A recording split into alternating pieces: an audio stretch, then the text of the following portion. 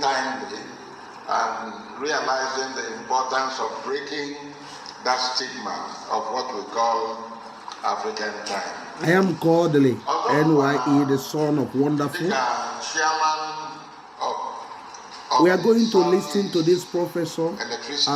It's called Professor Nebo, the Vice Chancellor of University on the Niger, Umunya, Anambra State, part of the Greater Onitsha region, Nigeria, on the issues with electricity policies, incompetency in electricity management in Nigeria, especially in Alaigbo. So we are going to make sure that this video is 1 and 2. So in order to help you to understand, so that it's not too long. So that's what we are trying to do. And you know, this conference was organized by the Southeast Consumer Association, those that are fighting the monopoly of EEDC and the government incompetence to protect the average citizens from the sharks that are swallowing most of their businesses because of incompetent distribution or generation or supply of electricity and the exorbitant charges in the southeast, where people are forced to do everything to these companies but are charged for services not provided.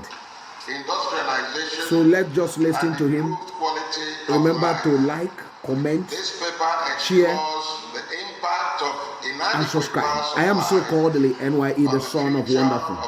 Sorry about the not seeing the picture or the video, the face of the man clearly. Is how the camera was positioned, but just listening to him, very, very important. And social welfare. It also examines the underlying causes of power shortages and proposes strategies for improving power supply to secure the future of our southeast zone. Power supply is a cornerstone of modern economic development. In fact, you can say that power is everything. Electricity is everything.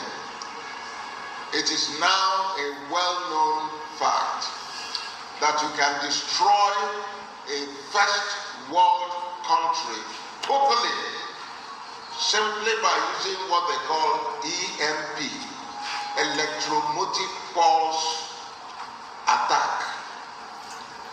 In fact, it is clear that if you were to disrupt electricity flow in the United States or Britain or Germany or France, give it a few days, millions of people will die. So you can very responsibly say that power is everything, apart from the very gifts that God has given to us for sustenance of life. So power supply is the cornerstone of modern economic development. It drives industrial processes, powers homes, fuels transportation system, and supports communication networks. A couple of years ago, just because we don't know whether it was a virus or we don't know whether it was a cyber attack that hit the National Health Institution in the UK, you know everything was in shambles for several days. So you can destroy an economy, slaughter people simply by cutting off power, because everything now depends upon power supply. However, many developing economies suffer from chronic power shortages leading to frequent blackouts, unreliable electricity, and high energy costs. Nigeria is a worrisome case in question. These challenges have far-reaching implications for economic growth and development. As these economies strive to achieve higher levels of industrialization and improve the quality of life for their citizens, the question of how to overcome inadequate power supply becomes increasingly critical. That's why I think that the theme that was chosen by SICA is very apt for this maiden edition of your conference. The impact of inadequate power supply on economic growth. 1. Industrialization and manufacturing.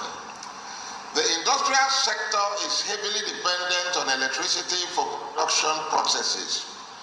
Inadequate power supply leads to increased operational costs as businesses are forced to invest in alternative power sources, such as generators, which are both expensive and environmentally unfriendly. This reduces profit margins, hinders competitiveness, and discourages investment in the manufacturing sector. The lack of reliable power supply also limits the capacity for industrial growth. Industries operating in such environments cannot scale efficiently, leading to underutilization of resources and a slowdown in economic growth. This malaise is gravely affecting the development of the Southeast geopolitical zone. Second, small and medium enterprises, SMEs. SMEs are the backbone of most developing countries, providing employment and contributing significantly to GDP. However, these enterprises are often hardest hit by power shortages. The high cost of alternative power sources can make operations unsustainable, leading to business closures and loss of jobs. So many of our young people are being forced out of business because of unaffordable costs of diesel and petrol to run their businesses. Can you imagine going to a barbing salon and there's no power? The young man who is just trying to make ends meet has to use a generator, power a generator in order to supply power. At the end, he charges you just a pittance, barely enough to pay for the cost of diesel or petrol. It's really very unfortunate. The third impact is when it comes to direct foreign investments. Investors seek stable environments with reliable infrastructure. Inadequate power supply deters foreign direct investment as it increases the perceived risk and cost of doing business. This reduces the inflow of capital, technology, and expertise, which are essential for economic development. Then, what about the social impact?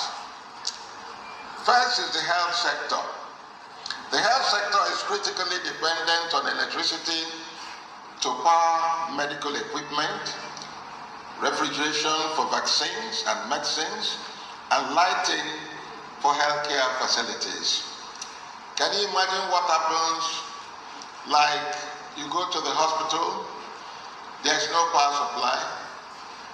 Whether you believe it or not, most of the medications there, if they do not have a backup facility for power, most of them become stale and useless. So you may be getting infused into your body medications that are stale and worthless, impotent, and cannot do anything, simply because there was no power to support the refrigeration of these very medicaments.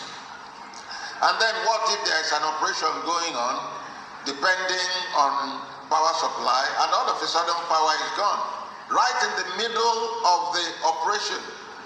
What do you think will happen to the person being operated upon? And what level of mistakes do you think that those who are operating on that person will go through? What about intensive care units that depend solely on power supplies and this adequacy all the time? So you can see that power supply is so critical in the health industries. Frequent power outages can lead to medical emergencies, loss of life, and deterioration of healthcare services. This in turn affects the overall health and productivity of the population. Next, of course, is education. Educational institutions require electricity for lighting, running electronic devices, and accessing information technology and various research endeavors as well. Power shortages disrupt learning processes, reduce study hours, and limit access to digital resources, which are increasingly important in modern education. Power supply is so critical in education that if power fails, for instance, take a simple mundane research in a laboratory. And I've done a lot of studies because while I was a postgraduate student, I really specialized in studying the kinetics of chemical and metallurgical reactions in various systems, whether it is homogeneous system or heterogeneous systems. So what happens if in the middle of it, you're running an experiment that is supposed to last for 7 days and power is disrupted? You have to start all over again. Then you come back and start, it disrupted on the 3rd day, you start all over again. So you see the amount of waste that accrues and total disruption of all kinds of things simply because of inadequate power supply or power outages.